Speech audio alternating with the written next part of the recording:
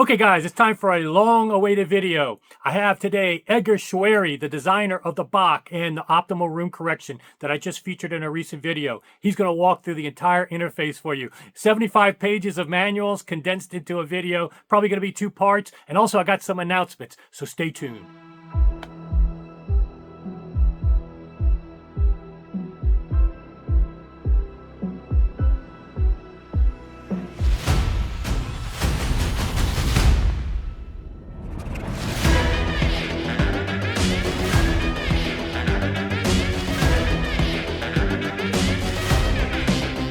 Okay guys, welcome back to the channel. Hope you're staying warm. It's going to be a cold week. I'm going to CES, Vegas this week, and I got to dress pretty warm. Actually, housekeeping real quick.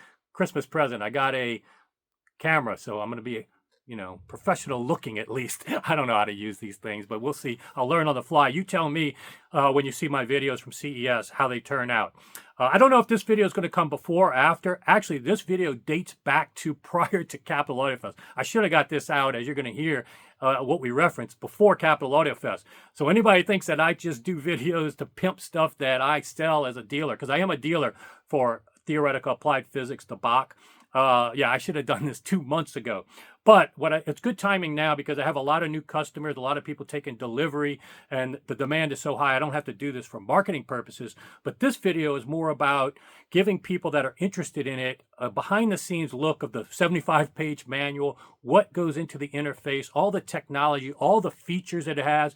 It can be as easy as you're ready to go in a minute, okay? Take the initial measurements, you're done, let it automate everything for you.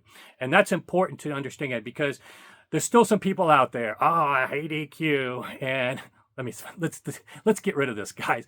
EQ, you listen to EQ in almost everything nowadays. All music has EQ in it. Even vinyl guys, you cannot listen to a cartridge without RIAA correction curves or whatever it was mastered with that correction curve. You need EQ. And again, if you want to listen to bad frequency response, like I showed with a major reviewer, you could put as many treatments as you want. You're not going to fix all of that. You need the help of EQ to get that better. Or let's say you like that.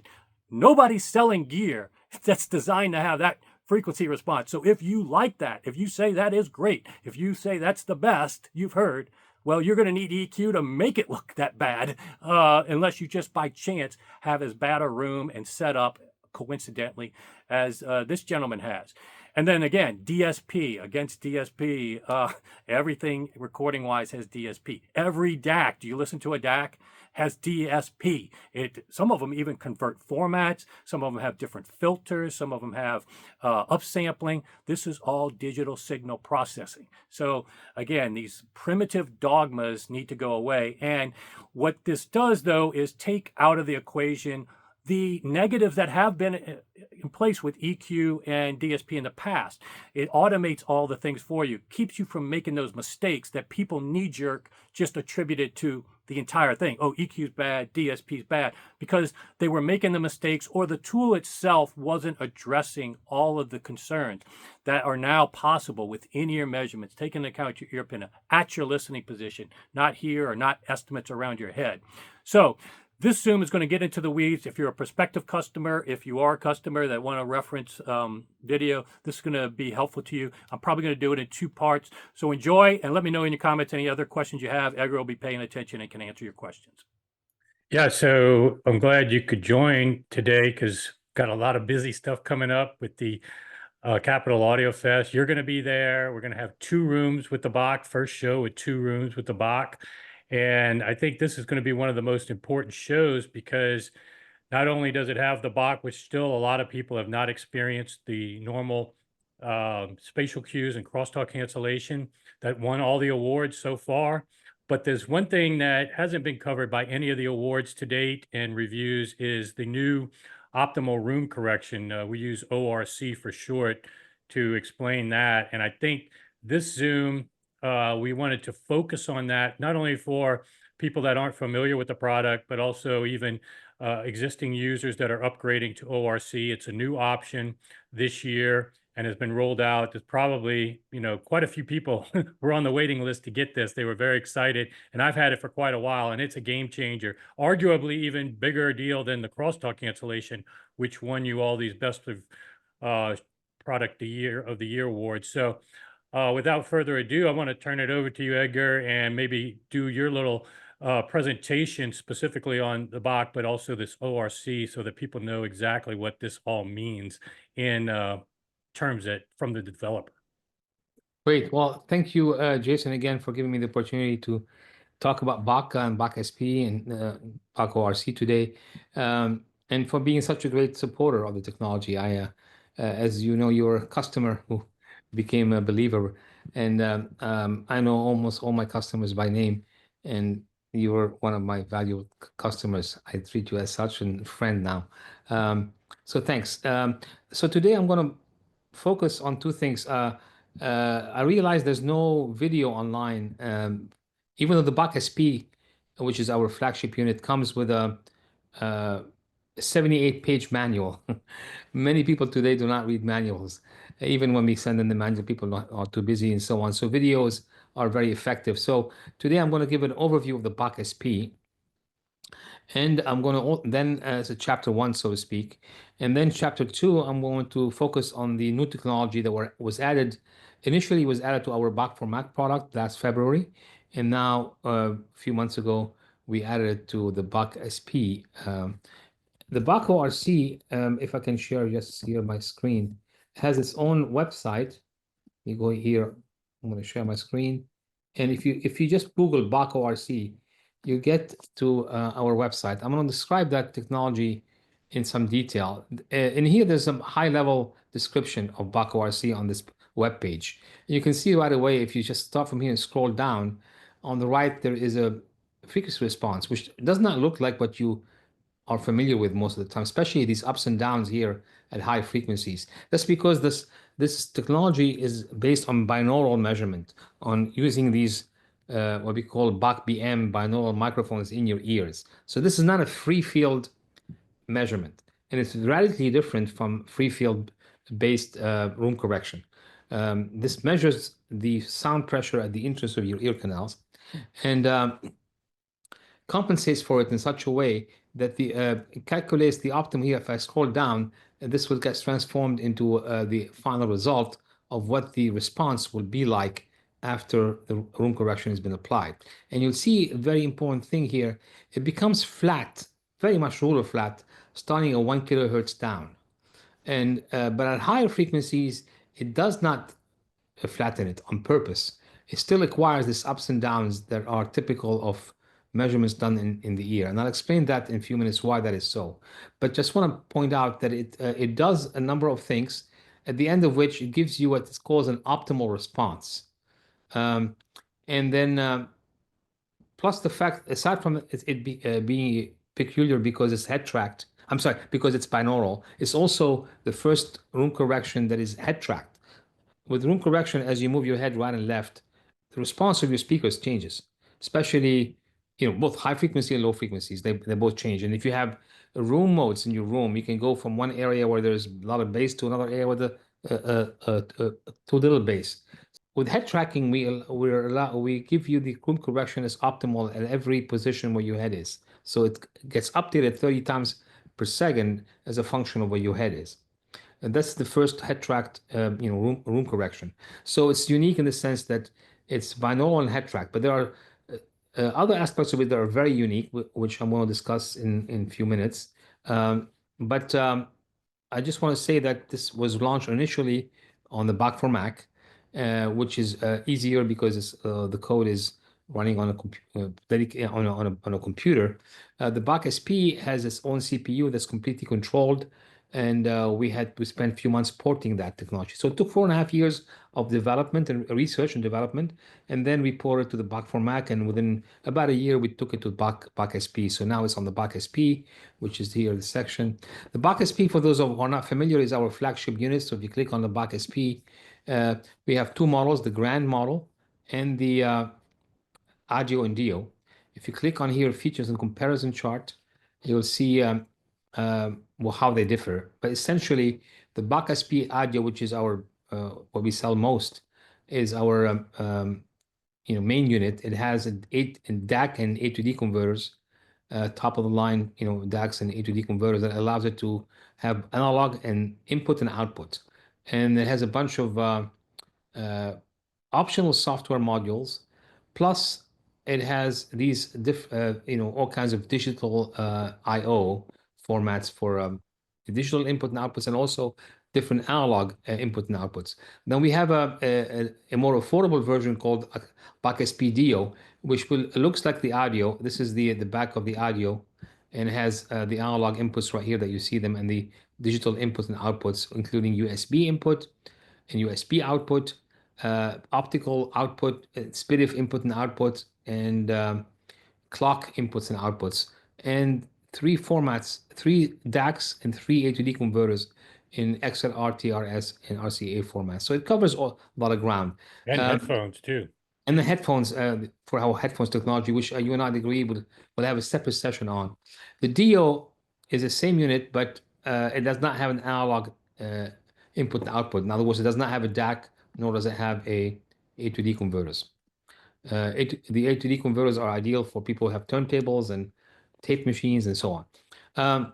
The Grand unit is our top of the line unit. It has every format under the sun, including AES-EBU, AES-3ID, SPDIF optical in-out, SPDIF coax in-out, USB in-out, and then it has the same analog, formats for the analog section, for the analog I/O section. So that's just a general overview. There is a booklet that you can read about the Bacch. We just updated. We're going to be bringing it to Capital Audio Fest. If you click on here, you see the booklet that we have. This has been updated. It's a much nicer booklet. It's designed by actually one of our dealers, Juan Chavret, and this will be launched. With first time this will be coming with us to the Capital Audio Festival Fest in a couple of days. All right, so now the Bacch-SP is completely controlled by iPad. This iPad right here. And the iPad has, if you see on top, it has tabs. This is the I/O tab. This is called the Bach Purifier tab. This is called the Test Signals tab, and so on. Make filter tab, and so on. I'm going to say a few words about them, and then I'm going to concentrate on the last tab called ORC. So this is our where we control the room correction. This looks too busy, maybe too complicated. However, as you see, there are green frames here, and these green frames denote the recommended default settings. For most people, I would say at least 80% of people, or 75 to 80% of people, these default settings will give them the optimal conditions. That includes my room today. But sometimes you need to change one or two of them to get even more to correct for some issues in your room, like some room modes. So most of the time there's nothing to do on this page except leave everything in the default settings. But before we focus on ORC, let me, as I mentioned earlier, give an overview of the Bacch-SP. So the Bacch-SP is controlled by this iPad that comes with it, and it includes the in-ear microphones. The packaging has the in-ear microphones called Bach BM that we make by hand and calibrate here in Princeton. And it comes with a webcam, which I'm going to also turn on in a minute, that tracks your head, that does your head tracking. You can see it working already. If I click on head tracking right here, and if you see as I move my head, it knows exactly where my heads and ears are. Okay, it's tracking my head in 3 dimensions. So the iPad connects to the Bacch-SP through a Wi-Fi, and the first page is called the I/O page. This is like a switcher. You can choose whatever input you want. You can only choose one input at a time. And this is if you're using the SPDIF or optical, this is in or out. This is for USB in. This is for the analog in. These are, I'm sorry, all inputs, of course, TRS inputs. So you can choose only one at a time. Most people these days, of course, are streaming. So you choose streaming, and we have 3 options. One is internal, the other one is HQ Player, and this is UPnP. HQ Player allows you to stream through HQ Player protocol to from a Roon core running somewhere else.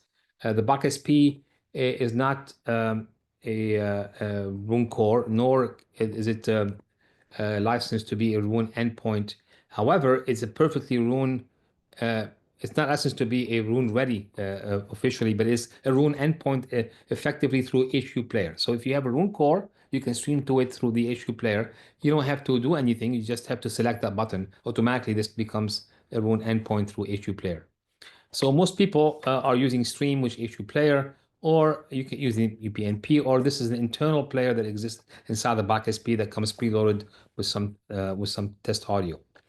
On the output page, on the output column here, you can choose between digital out, or, which is also the analog XLR out, or you can turn all these at the same time. The inputs you can only turn one at a time, but the outputs you can have as many as you want. Today I'm going directly to the amps in my Jansen Valentina speakers made by David Jansen's. These are hybrid electrostatic dynamic speakers. They are mostly electrostatic down to something around 200 hertz, I think, and below that they are dynamic speakers. And they are powered amps. I'm going to be bringing this to the show this year, like I did last year. I love these speakers because first they're wonderfully made and they sound great, but they're very highly directive, so they can put them in any room. So they're ideal for these lousy hotel rooms that we are going to be shacked in for 3 days coming the end of this week. And instead of having to worry about the room modes and so on, now we can treat them with ORC, but generally speaking, a lot of reflections can cause decrease in crosstalk cancellation, and that these require you do acoustic treatment. But with these speakers, you don't have to worry about that because you get very little reflections. I'm going to show you almost no reflections at all. Even in this room, which is, as you see, is all wood paneled, and this room is not acoustically treated, so it's ideal. These speakers are ideal for it. Any comments or questions so far? Yeah, I want to point out a few things because I've got the Grand #1, which has the same interface. I'm extremely impressed with the DAC internally in it in terms of performance. And one thing that we didn't talk about, because I know you don't focus on that, making a DAC is part of the equation, but you have done allowed people to do A/B comparisons if you have an expensive DAC, and almost always your DAC wins out in a showdown because you have everything optimized in one chassis. But also in this particular page, the outputs are very helpful because you can basically, with the 6-channel DAC that you have, you can basically do an active crossover and do a 3-way speaker or integrate subs. And that's what I'm doing, integrating subs, doing the 2-way. And this is very powerful to not only eliminate the need for a preamp, you have your switching there, you have even gain taps that you can use, and then you have an active crossover, another box that you can get rid of, or another digital piece, and this is very powerful. So yeah, just this one page with inputs and outputs, a lot of pieces for far more money don't have this availability. Yes, the crossover is a module that is optional. A lot of people use it to doing bi-amping or have a subwoofer in the room. And it's very, very powerful. I'll say a few words about it, but since you mentioned it, it is a module you add and it allows you to do 2-band, 3-band, or crossover for standard speakers, which many of our customers use. But you can change, you choose a 2-band crossover like for subwoofers, and then you can change the crossover frequency from here. You can also change the order of the filter from 4th order to 8th order. This is a Linquist Riley filters. You can choose the volume for each band. When you can activate here, let's say you have your subwoofer on RCA, you can activate from here. So it acts as a crossover, but also it's a preamp, as you mentioned. The analog outputs have a setting, and the advanced setting, you can change it. It's a 3-level preamp. It's a high gain, plus 4 dBu, which is a line level, and this is the minus 10 dBV. This is a straight through basically, and this is attenuated by a resistor ladder, and this is a high gain, which is in case you have low sensitivity speakers or amps that are not very powerful, yet you need higher input. You can go up to them and match them. So many of our customers end up setting their preamps. That's a huge feature I don't think people realize. they try to mix and match brands for amp and preamp, and then they wonder why their volume control is so tight. They don't have a lot of range. Here's a case where you can not only get rid of that preamp, you can match the two much better. And a lot of amps are doing lower gain in the amp and putting more in their preamp. But if you don't match those two, then you're left with a low gain amp. This piece will allow you to adjust the gain accordingly. So it's just a subtle thing that, again, a lot of pieces, preamps alone, don't give you that option. Yes. So yeah, it simplifies things a lot because now you're not going through a preamp, an outboard preamp. You know, the Bacch-SP has a preamp, is a source switcher. It's a DAC. It's an A to D converter. It's also streaming endpoint. But mostly, all of these are not unique in the sense there are other things that can do one or two of the or more of the above. But what's unique is the Bach 3D sound. And now what's also unique is the room correction I'm going to talk about in some detail later on. But the DAC, which I haven't said much about, the reason we don't make fuss of our DAC is because we do not want to be seen as another DAC company. There are tons of DAC companies out there. We do not want to compete with them. Many of them make outstanding DACs. I answered questions about our DAC. It has a very special jitter control. It is extremely transparent. A lot of people end up sending their DACs. We give them an option to compare them. If not, if you love your DAC, you want to stick with your DAC, you can get the DIO, which is a bit less expensive. But the differential between the DIO and audio is that for most people it justifies using the DAC in the audio. And the audio has also, as we mentioned, an audio and an A to D converter, so you can use it with the analog sources. And quite a few of our customers, including we have few customers who are strictly analog, and they still use the Bacch-SP as the main hub and for its 3D sound, for the 3D sound staging and imaging. All right, so that's enough about the I/O page. The Bach Purifier page, we're going to come back to it. This is where you can switch between different bins. These are the bins over which we're going to make, in which we're going to make Bach filters. You can see some of the bins have HT under them. These are head track bins. So we can see here as I move my head, it's tracking the position of my head and updating it in real time. Bin 1 doesn't have head tracking, so this doesn't move. We're going to come back to this after we make a filter and listen to the filter from here. And for each bin, we can turn on the room correction on and off after we make that filter. And we can, I'm very proud of the bypass button. The bypass button allows you to completely bypass all processing. And it's bit perfect equivalence between the input and output. So whatever comes in, comes out untouched, unprocessed. And this is good because it allows you to always test and reassure yourself, first, of the magic that the Bach filter is doing to your soundstage. Second, to ensure and to convince yourself that it's not doing anything bad and it's not taking anything away. So when you click on bypass, you hear your stereo before Bach, before you bought the Bacch-SP. And when you hit the bin 2 where you made your custom Bach filter, you'll hear your system on Bach, meaning you hear the 3D sound staging that Bach is famous for, where musicians pop in their place and you're transported in that venue and you hear the musicians exactly where they were standing, if it was recorded acoustically and accurately, or you hear a 3D image that's concocted from that your brain extracts from the image, from the stereo image, while keeping the balance. And there's a lot of discussion on that on the website. What does it do? What does Bach do to pop music and recorded music? Essentially, what it does, it enhances the transmission of the cues to your brain ear system. So instead of hearing a flat image stuck to the speakers, the image is extruded in 3D, keeping the balance that was intended by the mixing engineer. So this is why most of our customers probably do not listen to acoustic recorded music or classical music. Classical music aficionados today are minority. So yet they are very happy with pop music because it works on any good stereo recording. Now, as far as our tool is concerned, this page is where you control the volume and where you can mute, get a phone call, you want to mute your system. And the rest are details I'm not going to bother you about. Everything on this page is in detailed. Everything on the iPad layout is for all these pages is detailed in the manual, in the 78-page manual that we are right now also updating with the Mark III. Test signals is for testing the system by sending pink noise, sine waves, and so on.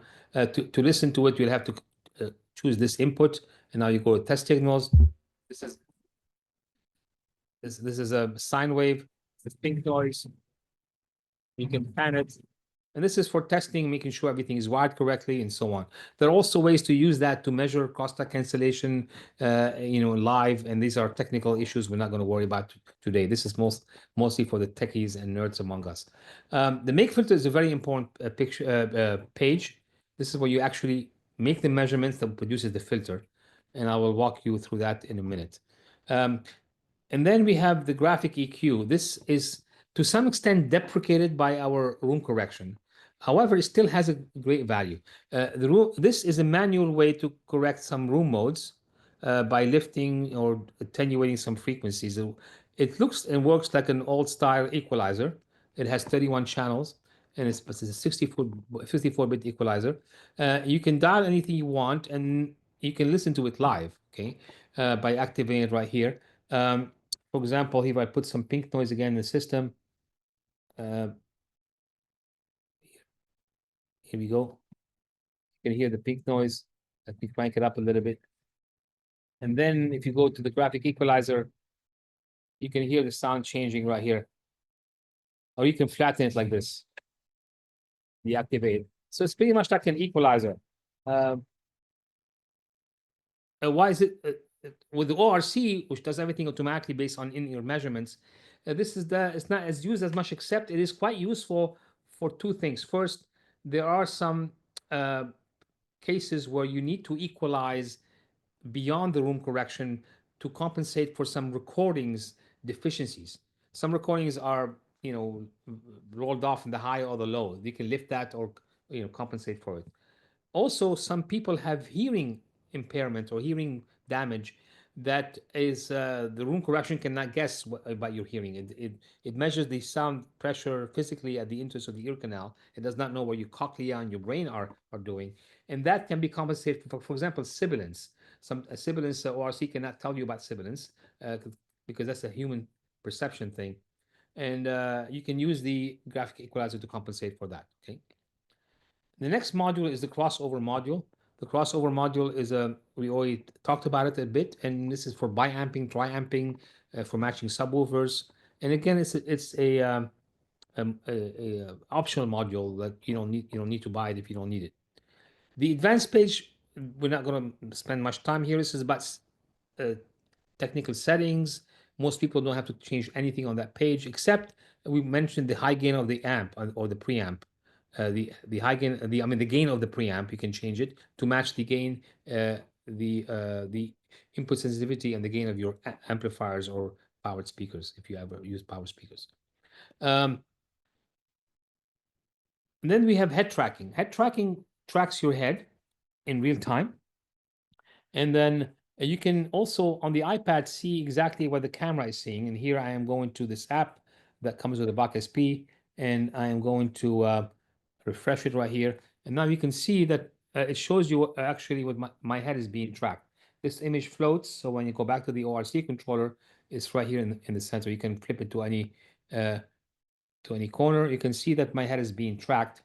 You can also collapse it right here. Whenever you want it, you can see your head is being tracked, okay? This is in order to make sure the camera is focused, but it does that automatically. Once you set up the camera, all you have to do is sit in front of the camera and hold the iPad like this and click on Find Head by hiding your head. And then we click on Find Head and remove the iPad, and it will find your head and zero on it. For example, right now I'm going to show you. I'm going to click on Find Head, and then I am going to move the iPad like this, and then it will find my head and it will center on it. So now it's centered and it's tracking my head beautifully. Okay. That's all it takes to set the camera after you turn it on from here. And you never have to worry about that page again. It's tracking you, nicely. And it even works in low light situations.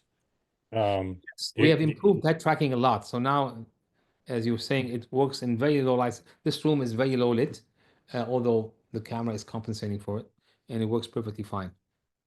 Yeah, the only thing you don't want to have is two sets of faces in the camera range, but that it also has abilities to zoom in, to view the frame and smaller, and focus the camera so that you make sure you Yes. don't pick up So other people. once your camera is once the camera is locked in on you like this, see, okay, you have to stream first. So in order to see what the camera is streaming, you have to zoom in from push on that button called stream. That streams the video, and now you can see the video live. Okay, and you can change. You can change here. You can look at this picture right here. There is here a frame setting. If I click on one, so now it found me, it locked in on me. This is a 1 meter. If I click on 0.75, it now zooms in on me more. So that excludes people in the room. If I go to 0.5, it even locks in on me even more. So that makes sure that if somebody sits next to me, it won't be, he or she will not disturb the imaging, the head tracking. Okay, so you can zoom in. You can do different virtual frame around your head to exclude environment around you. Okay, let me turn off this. Head tracking is done, is all set. The recording is a wonderful little thing that most people do not know about. Actually, you have the Bacch-SP, but there's a way to record sound using the in-ear microphone and immediately play it back. And the way to do that, you just put the microphones in your ears, and you go to the I/O page right here, and you choose Record with 5 player. You go to recording, ARM, and now click on record. Now it's recording. 1, 2, 3, recording. And I stop. And then you can instantaneously play back. Oh, now it's recording. 1, 2, 3, recording. And I stop. And that's good. This is very handy to demonstrate what Bach can do. You'll see later on, if you could come to the show, that we use that often to demonstrate to people that the 3D imaging is not some artificial way to manipulate the image sources and do something funky with the sources. It actually, all that Bach does, it purifies the playback from what's called crosstalk. And this all explained on our website and our FAQ page, but essentially it allows the spatial cues in the recording to be perceived by the human ear-brain system, and your brain will locate sound what it was. So if you do that recording experiment I was just mentioning, or that demo that I mentioned, by putting the microphones in your ears and have someone go around the room, whisper in your ear, open the door, close the door, which is exactly what we do at shows. Sometimes at shows we bring musicians, which is much more interesting, and put them in different parts of the room, ask them to perform, record them live, and immediately play it back, and ask the person in whose head the microphones were to remove the microphones and listen to the image. Quite often, if not almost all the time, the person cannot distinguish whether it's being played live or not, except for slight difference in tone, because these microphones are not equalized for each head. But generally, aside from that, the location of the instruments is indistinguishable from real life, and that's a way to demonstrate the 3D imaging. You've experienced that many times yourself. Yeah, I think at the show you can even request, because I think it's important for us to address, 90+% of people can easily hear the difference and they realize the benefit, but then some are thinking that it's so drastic when they hear these things behind their head, they think that it's like a fabricated surround sound mode. And so what I like to do occasionally, especially to show people that it's not fabricating anything, is we turn the room at the show into a recording studio, and we will use those mics to record. Edgar will talk to you at 12 o'clock, 3 o'clock, 9 o'clock, 6 o'clock, and he'll even walk up to your ear, whisper in your ear.